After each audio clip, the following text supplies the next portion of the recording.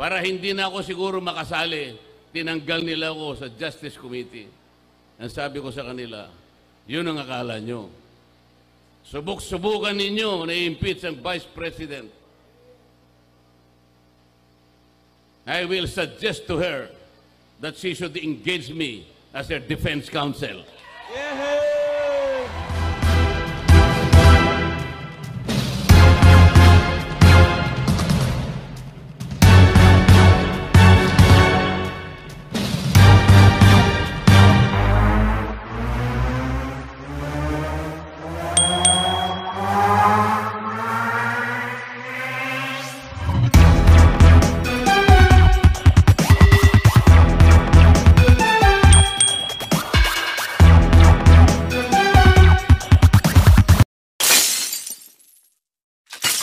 Gusto kong gawin sapagkat hindi na ako masaya doon sa House of Representatives.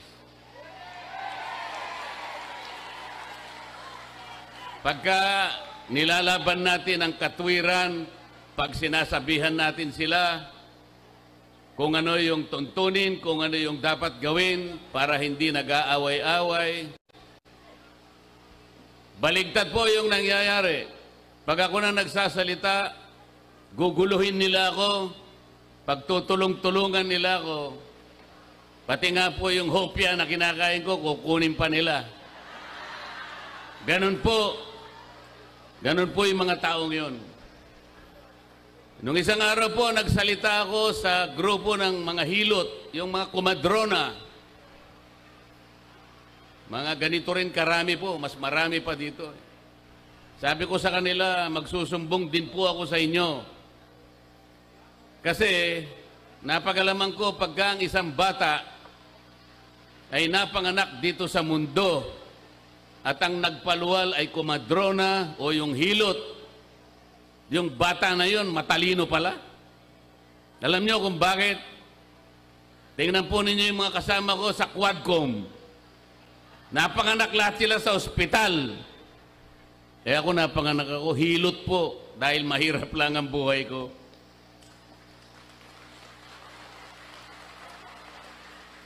Napanganak sa ospital, tingnan nyo, pumurol ang mga ulo. Sabi nila, magkaisa tayo. Gumawa sila ng manifesto. Kailangan kanya, magkaisa tayo sa katapatan at paninindigan para alagaan natin ang ating bansa. Paanong pagkakaisa yun? Paanong magkakaisa ang isang bansa kapag ini-impeach mo ang Vice President? Hypocrisy. Nagpapanggap. Nagbabalat kayo. Ano po yung nagpapanggap sa Bisaya para ma-emphasis? Ha? Nagpakaroon ingnon. Oh, yun. Translator ko ha? Sabi ko, pagtulungan natin, napakaraming problema ng bansa natin. Ang kuryente, napakataas ang kuryente sa bansang ito. 10 bills, power bills ang ipinail ko. Wala kahit isa ang dininig sa committee. Paano po puro Quadcom na lang? Lahat ng panahon, lahat ng atensyon binigay lahat sa Quadcom. Wala nang panahon para dinggin yung mga panukalang batas na makakabuti sa tao. Ano po ba ang layunin ng ating batas sa kuryente na ginawa 23 years ago? What is the objective of that law that was enacted in 2001 or 23 years ago? To ensure the delivery of quality and reliable and affordable rates of electricity in this country. So pag sinabi mong secure and reliable, walang brownout. Pag sinabi mong affordable, abot kaya. Abot kaya. Sa Bisaya, barato. O yan, nakita nyo naman. Hindi mo alam yun, Senador Philip Salvador. Yun ang pangunahing layunin. Pero hanggang ngayon, after 23 years, abot kaya ang kuryente, abot langit. Tinanggal nila ako sa Committee on Energy. Pag sinasabi ko, walang hustisya ang ginagawa natin, you are not following the rule of law, tinanggal nila ako sa Justice Committee. Kasi i-impeach nila yung Vice President. Para hindi na ako siguro makasali, tinanggal nila ako sa Justice Committee. Ang sabi ko sa kanila, yun ang akala nyo. Subok-subukan ninyo na i-impeach ang Vice President. I will suggest to her that she should engage me as her defense counsel. Yehey! Kasi mali na po ang nangyayari. Wala nang hustisya. Sabi ko sa kanila, bakit ninyo sinusuri ang confidential funds ng Office of the Vice President? Why? If you are honest in trying to enact a particular law, kasi po, inquiry in aid of legislation. There are more than 400 offices and agencies of government, beneficiaries of confidential funds. They were also notified by the COA. Meron silang audit observation memo. Bakit yung opisina lang ng Vice President ang ating iniimbestigahan kung talagang hindi kayo namumulitika? 400 offices ayaw nyong imbestigahan. Only the office of the Vice President. Politika po ito. Pangalawa, sabi ko, yung pag-audit, yung pag-examine ng mga papel, ng mga reports about public expenditures, ito po'y trabaho ng COA. There is only one office. There is no other office mandated to audit and examine expenditures of public funds. Only the Commission on Audit. Ang sabi ko, bakit po natin ginagawa ang trabaho ng COA? Kayo naman, Commission on Audit, bakit nyo sinurrender ang inyong tungkulin? Meron pong problema dito, sabi ko. Nilalabag natin ang saligang batas. What was delegated can no longer be delegated. Kaya lang po pag ako nagsasalita ng ganito, pinapaalala ko sa kanila, tinuturuan ko sila, ang pinasasagot nila sa akin, yung mga magugulo. Guguluhin nila ako.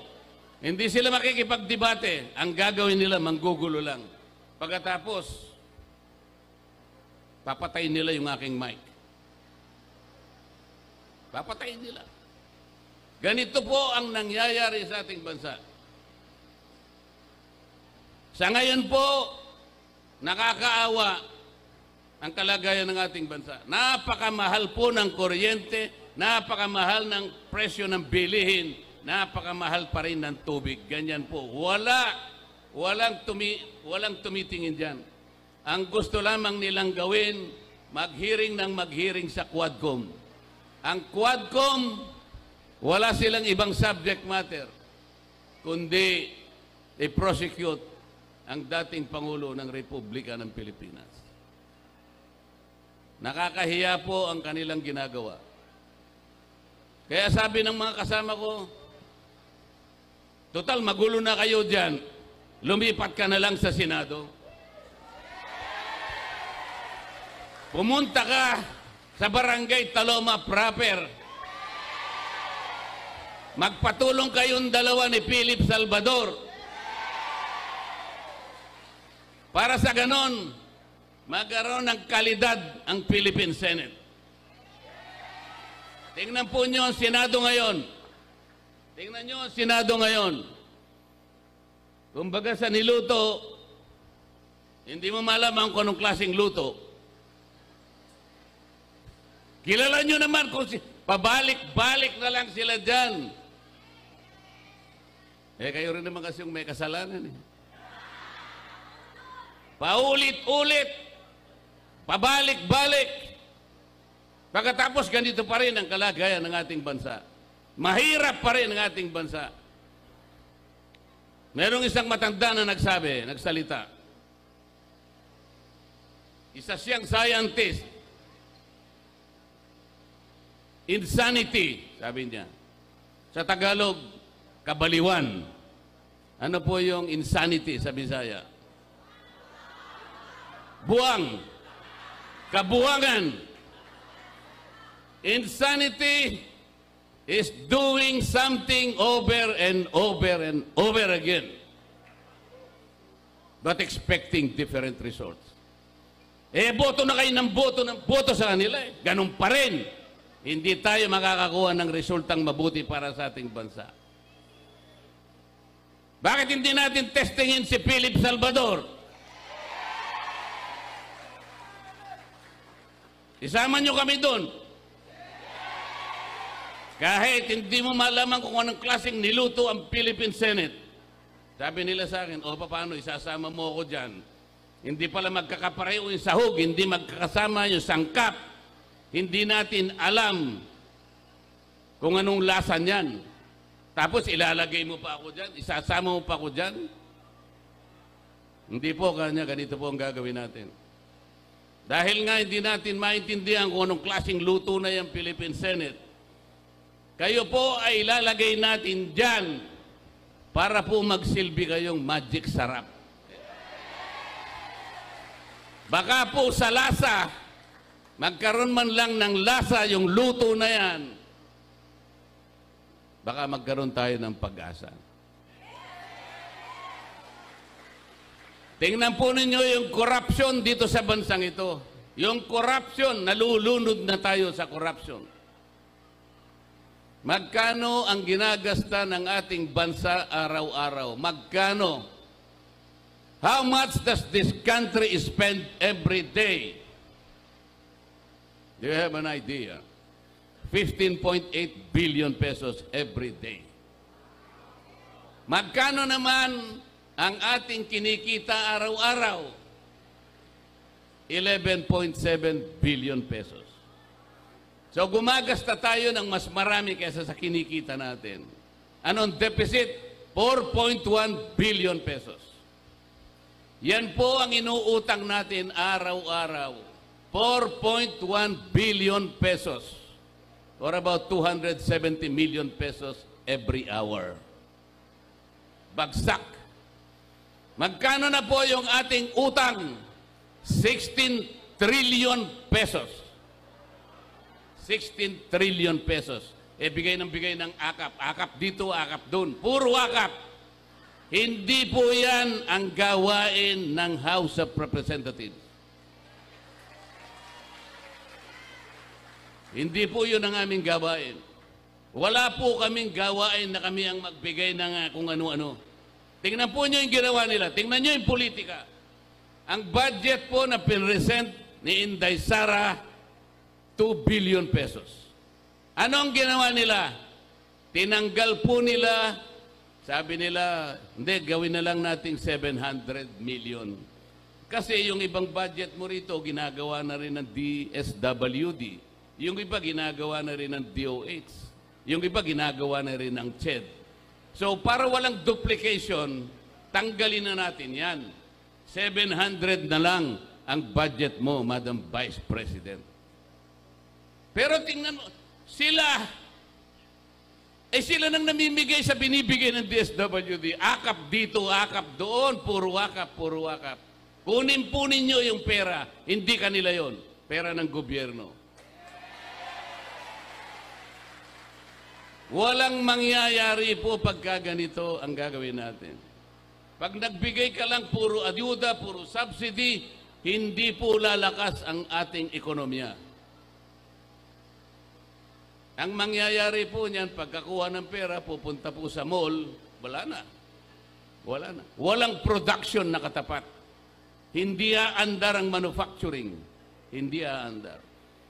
Kailangan po umandar ang manufacturing para tumaas ang ekonomiya, maraming trabaho ma-generate, maraming produkto ang makukuha, bababa ang presyo ng pagkain. Yun po ang dapat natin gawin. Ang pinaka-problema ng Kongreso ngayon, Yun pong oversight function, wala na pong nagbabantay. Marami pong batas na magaganda. Pero wala na pong nagbabantay sa pagpapatupad ng mga yan. Katulad po ng sinabi ko sa kuryente, 23 years ago, dapat mababa ang kuryente. After 23 years, mataas pa rin ang kuryente. Tingnan po nyo yung mga barangay. Ilan ang barangay sa buong Pilipinas? Ilang bilang po? 42,000 barangays in this country. Ilang porsyento po ng 42,000 barangays ang nakatitindig sa sariling paa? How many percent are self-reliant? 2%. 98% gumagapang. Magkano ang sweldo ng kapitan? Average, buong Pilipinas? 5,000 pesos. 5,000 pesos. Sa ibang affluent barangays, 38,000 pesos. Hindi magkakapareho. Magkano ang tanod? 800 pesos a month. Paano mabubuhay ang tanod? 800 pesos a month. 24/7 ang trabaho. Ito ang problema. Meron akong panukalang batas, ayusin sana natin ito. Sana yung agwat, yung layo ng kinikita between 5,000 pesos and 38,000 pesos, medyo mapagdikit lang ng konti. Hindi po nadinig, minsan lang nadinig yung aking panukalang batas. Kasi po kinukuha lahat ng Quadcom ang panahon. Yung magagandang panukalang batas, ayaw po nilang simulan. Ang gusto nila lamang simulan ay kung paano uusigin ang Pangulong Duterte at kung paano i-impeach ang Vice President. Kaya ako nagpunta rito para malaman ninyo ang tunay na nangyayari sa ating bansa. Pagtulungan po natin, wag ko yung mawawala ng pag-asa. Sabi ko nga po sa inyo, kahit mahirap, kahit mahaba ang laban, wag po tayong matatakot. Alam ko po yung mga tao dito sa barangay Taloma proper ay matatapang din, kagaya ng Vice President. Ito'y tuloy-tuloy na itatransmit sa Senado. Opo. Kasama na yung articles of impeachment. Kapag ginawa nila ito yung pinag-uusapan natin, na imbes na sila'y magkaisa sa Pangulo, makipagkaisa sa Pangulo sa kanyang layunin, na isang tabi na natin lahat ito, sapagkat sa kanyang panukala, sa kanyang pagtaya, mas marami tayong problema ngayon. So yung maliit na bagay na ginagawa nyo, na pinagtatalunan nyo dyan, sapagkat wala namang kapupuntahan, wala namang ibubunga, kahit sa buhay ng isang Pilipino, sabi nga, tempest in a teacup. Opo. Kapag ginawa nila ito'y direktang paglaban doon sa opinyon ng Pangulo.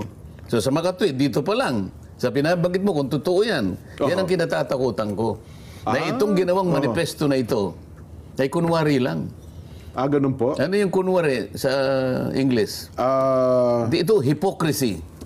Kunwari yan lang. Pagpapanggap, pagbabalat kayo. Ito'y nakakatakot. Panluloko ito sa ating mamamayan. Kapag ito'y ginawa nila, halimbawa, nagsimulang sila ang mga mangalap. Makikita na po ninyo ang pagbabalat kayo ng lahat ng pipirma na nagkunwaring nakipagkaisa sa Pangulo, pero pagpapanggap lamang po. Yan ang nakakatakot dyan. Dapat pala, alamin Kaya ng sabi ko Pangulo. sa iyo, magrarally ako.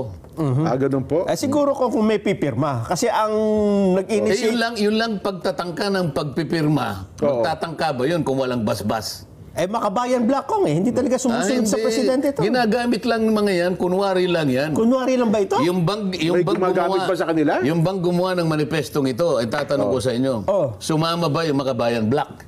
Hindi po. Wala nakapirmata dyan po. Kaya nga, pero doon sa pag-uusig sa confidential fund, kinasangkapan sila ng leadership. Ay, Hindi nyo napansin yun? Kitang-kita naman, Kong. Di gano'n, kunwarian lang ito. Yun lang pagharap ng Pangulong Duterte sa Quadcom, ang unang pinront agad yung grupo ng makabayan. Kaya nga, Kasi alam itinabi nila. pa siya doon sa kalaban ng Pangulo. Naintindihan naman natin lahat yun eh. Kasi- Kaya nga sinasabi ko sa inyo, ito'y pagkukunwari lang Aha. kapag pinilit nila. Aha. Makakapag-initiate ba yung mga yon kung walang basbas? Well, Magpapagod lang sila eh. Sinong pipirma dyan? Halimbawa, kung walang basbas ang Pangulo, di 4 lang silang pumirma. ako naman, Kong. Ako, ito, Isasama mo yung isang akbayan yung bagong yung dagdag, na patagi-tagilid yung bibig kung magsalita, di 5 lang sila. Tapos na. Ibig sabihin, maniniwala pa rin ako na nakikipagkais na yung kabuuan ng Kamara. Ayun. Sapagkat ang pinagmulan ng pagpipirma, 5 lang ang katapos-tapusan. So yun ang bibilangin pala natin. Ang lakas naman ng loob nilang magpapirma. Ang lakas naman ng loob. Pero ang chismis sa ata, Kong, parang higit na raw sa higit na raw sa 5 eh. Sa mga tweet. Chismis na naman sa akin, Kong. Hindi ko Itong naman. pagkakaisang ito, pinaglalaruan ng taong bayan. Ito yung ayaw mo. Ako naman, Kong. Meron pa rito eh. Pagkakaisa kanya yung katapatan. Ayan eh mo. Isip-isipin mo. Pinili nila yung mga mabubuting mga salita eh. Isang deklarasyon ng pagkakaisa, katapatan at paninindigan sa pagtatanggol sa bayan. Nasaan ang pagkakaisa? Nasaan ang katapatan? Nasaan ang paninindigan mo nung ginawa mo itong manifestong ito?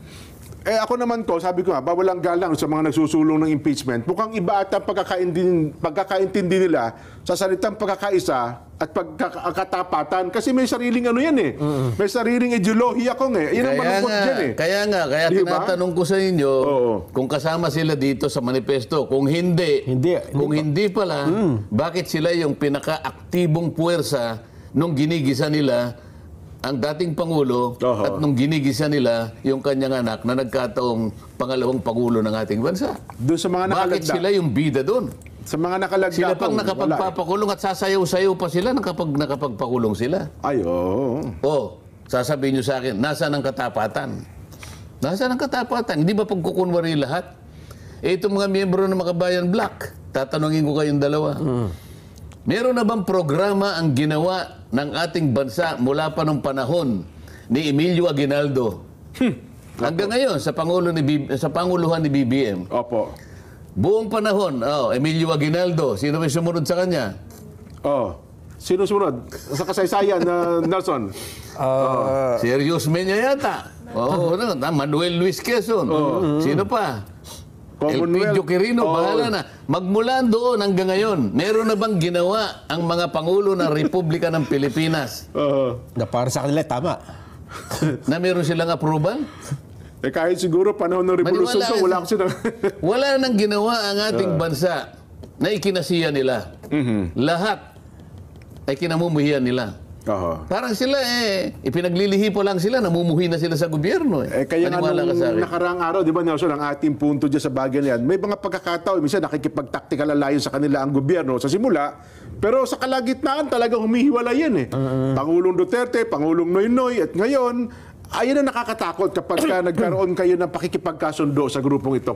Ngayon, kung ako naman ang leader ng House, sasabihin ko sa kanila, teka muna, tigilan na natin itong pinag-iisip ninyo kasi mayroon ng pahayag ang Pangulo. Huwag niyong No to bibiruin impeachment. yun. Opo, no to, ano tayo? Huwag niyo bibiruin yung pagkakaisa at katapatan na yan. Galing na sa Pangulo yan. Oo. Kahit sa anong forma pa ng komunikasyon, ginamit yan, kay text message yan, kay pinadaan niya sa email, Opo. kay gumamit siya ng sign language. Pangulo ang pinagmulan yan. Kaya, itigil na yung iniisip ninyong pagpapapirma na yan. Malalagay tayo sa alanganin. Gumawa na tayong manifesto na nakikipagkaisa tayo sa kanya. Panatilihan natin yon, panindigan natin yon, sapagkat yun ang ating ipinirma rito. Opo. Nakapirma tayong lahat. Maliban na lang kung yung pirma natin ay puro peke. Oho. O yan. Nak. Sige. Sana nandito yung isa sa kanila para sana maganda yung usapan. Eto pa, bago, Kong, ha? Oo. Kasi Pero di ba, palagi ko walang pupunta rito eh. Si Pangulong Duterte gusto niya pumunta rito. Ayos Dito, sana. dito siya upo eh. Ay, inaabangan na namin yan, Ikaw, Kong. di yan ka, dito. Dito ka para... Hindi, Oo. Kong, dyan na kayo dito sa dalawa mo. Kami sa likod lang Hindi, muna ako kami. gusto ko siya dito eh. Kahit nandun na lang ako, di na ako nakikita, okay lang ako eh. Basta kayong tatlo eh, talagang... Ang dami na nag-aabang dyan, Kong, mula nung sabihin nyo, ha? Sabi niya, Jen, kailan ba yan? Kailan ba yan? Binibiro ko ba kayo? Ayun na nga po, Gusto Kong. nga niya, inaano ko lang eh. Pinipigil nyo lang. Kasi hindi nakahanda yung mga director na ito eh. Ay, hindi, ready na ho. Alam niyo Sabi mga- ko, mag-ready muna kayo kasi hindi naman basta-basta naman yung upo dyan. Akala naman nyo eh. Aha. Akala nyo pangkaraniwang Biyernes lang yun. Nako, tsak At po saka yan. ang gusto niya kasi Lunes. Ay, pwede Hindi ho. Biyernes. Kahit po Lunes, Kong. Oho. Hindi, parang ang gusto niya Sabado eh. Sabi ko, wala tayong...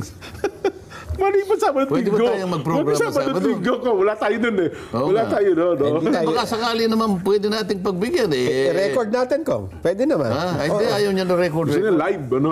Gusto nun live eh. Aha. Hindi, Pakiusapan natin kung yung i-air Lunes natin hanggang sa ibang Biyernes. channel. Huwag sa ibang channel. Dito tayo. Ano ba yung bago mo sasabi? Yung bago. oh. Ikaw, huwag kumapit kayo. Baka, uminom muna kayo ng tubig kasi Opo. ito ay baka uminit ulo nyo. Kasi di ba kahapon, ang sabi nyo ay, bakit hindi niyo pa imbestigahan din yung ibang mga alias, di ba? Oo. Alias ni Mga Bondeguer, Joma ano? Season. Oo. Alias ni kung sino-sino. Ha? Si Piatos. Kung mukhang narinig ang panawagan ninyo ng House Committee on Good Government. Oh. Kaya lang, eto sinabi ko, baka uminit ulo ninyo, ha? Oh. Mukhang pinapainit nga ang ulo ninyo dahil ang kanilang gusto ay i-verify ng Philippine Statistics Authority, bilhin mo kung gaano karaming pangalan dito, ha? Gano'ng karami? 677 na mga pangalan. Oo nga, kahit 10 milyon pa na pangalan yan. Ha? Ang pinag-uusapan natin, mga ginamit yan na asset ng ating pamahalaan. Ayun nga kung, alam mo ba, Aliases. ito yung mga tumanggap ng confidential funds, di ba? Ipinabe-verify sa PSA ng komite. Oo, di mahihirapan yan sapagkat hindi naman totoong tao yung mga pangalan nila. Sinabi na nga natin, nom de guerre, aliases. Oho. Hindi ba? Oo. Ba't kailangan pa i-verify ko? Yun na nga yung yun na nga yung palaisipan sa akin eh. Oh. Kung talagang sila ginagamit nila yung kanilang mga sentido komon, halimbawa. Kasi nga mukhang hindi nila alam na nom de guerre yun eh. So doon sila nang gagaling. Baka meron silang motibo, Kong, na parang ipakita sa publiko na, ayan, no? Mga peke yung pangalan, no? Ganun nga, pinag-aalab nila yung kaisipan ng ating mga kababayan. Ba, oo nga no. Hindi naman po pwedeng mangyari yung ganyan. Ang mga resibong ganyang karami, ilan? Mga 700? 677 ito. Oh, 677. Gawin na po nating 600 million. Pero ang prinsipyo po, ang pinag-uusapan natin dito, yung mga taong yan, kinasangkapan po ng ating pamahalaan sa iba't ibang kaparaanan, sa iba't ibang gawain, pagkalap po ng impormasyon para po maproteksyonan ang ating bansa. Kaya po confidential and intelligence funds. Yung intelligence funds po para sa mga pulis at sa army, may kinalaman po sa pagsasanggalang sa ating kalayaan, sa ating kapayapaan, sa ating seguridad. Internal, yung domestic, yung civil government, yan naman po yung confidential fund. Ang katotohanan nga po niya, kaya confidential, sapagkat itatago po natin yung mga nagamit po nating mga tao, kinasangkapan natin, alang-alang sa pagtatanggol sa ating mga patakaran, sa ating mga pasilidad, sa ating buhay at pamumuhay. Lahat po yan ay kinasangkapan, alang-alang doon sa gawain na yun. Kaya nakatago sila. Sa matagal na panahon, ganun po. Ngayon, kung pipilitin po na i-identify po yun, ang ibig lamang sabihin, either hindi po nila naintindihan ang pinag-uusapan, hindi po nila alam kung paano pinatutupad ng sangay ng pamahalaan ang mga sensitibong mga bagay, wala na po akong masasabi sa kanila. Nako. Kaya nga, confidential nga yan. Dapat, no? Kaya, pero teka lang nga, parang nung isang araw, sa pakikipagpanayam kay Ombudsman Martires na Kong, parang binanggit niya, kasi may mga pangalan lumutang na ganyan, dapat daw, mukhang ipaliwanag ni BP Inday kung sino-sino itong mga taong ito. Hindi nga pwedeng mangyari yun eh. Okay. Itatago mo nga sila eh. Oho. Yun ang nature ng kanilang gawain. Yun ang nature ng dokumento. Oho. Kaya, nasa sa kanila yun. Kung hindi po nila maintindihan yun, may problema sila. Oho. Pangalawa, kailangan ibalikan natin. Kung hindi po talaga kayo namumulitika at inuusig nyo lang ang opisina ng Pangalawang Pangulo, bakit yung natitirang halos 400 na opisina na meron ding ganyang tipo ng pondo at nabigyan din sila ng notice ng COA, pinagpapaliwanag din sila, bakit yung 400 offices wala po kayong tinawag? Confidential funds din to? May mga Mary Grace Piatos din sila. Sigurado yun. Kasi confidential funds. Confidential fund nga ay mahigit na 400 offices. Dapat pinatawag nyo rin, isa-isahin din nating tanungin sila. Bakit po hindi nyo ginawa? Yun muna yung sagutin nila. Kasi pinagpapaliwanag din sila ng COA eh. Meron Diba? din silang notice of disallowance eh. Nagtapat sa akin ng COA. Karaniwan po dyan kanya 350 to 400. O kung alimbawa, maging safe tayo, pwede na bang safe? Yung 300, safe na safe po yan. 300 na lang, sabihin na natin, para eksakto. Hindi, sabi niya 350, safe na safe. Okay, sige, Bakit ka ako? Isa lang. Ito lang ka ako yung pinagtatalunan natin. Yan lang po naman ay kaya hiningi ninyo eh. Nasagot sa amin. Oo nga naman. Kung hiningi po kanya yung 350, bibigay din po, lalo kayo ka kung magkakasala siguro. Magkakawindang-windang na kayo niyan. Sapagkat ka ako, isunurrender ninyo ka kung tungkulin ninyo eh. Kayo ang merong mandato na mag-usisa, mag-audit. Wala nang ibang pinagkalooban ng ganyang klaseng otoridad. Para isinuko nila yung kapangyarihan nila ko. Kailanman hindi nyo dapat isuko yan. Sinulatan lang kayo, hindi man lang kayo pumiyak. Dapat sumagot ka, teka muna po. Kami po ay susunod naman sa inyo, pero kailangan pong malaman ninyo na itong aming ginagawa ay tentative po ito. Wala pa pong kasiguruhan dito eh. Hindi pa po pinalito eh. Ito po yung initial findings lang po namin. Kapag binigay po namin yan, baka magkamali po kayo at kami po ay malalagay sa alanganin. Baka meron naman pong magdemanda sa amin sapagkat hindi po nyo gawain yan. Gawain po namin yan. Di ba? Para po kayong kusinero eh. Kami pong magluluto eh. Biglang lang kayong papasok. Itatabuin nyo kami, tapos kayo magluluto. Teka muna, kami po ang nakakontrata rito eh. Oo nga. Magagalit po itong restaurant na to. Nakakontrata po kami rito. Bigla kayong papasok, kayo po magluluto. Paano kung nalason po lahat ng mga yung mga kakain ng niluto nyo, di kami pong magkakasala. Madidimanda lahat ng cook. Pasensya na po ha. Pinapaliwanag ko lang po sa inyo.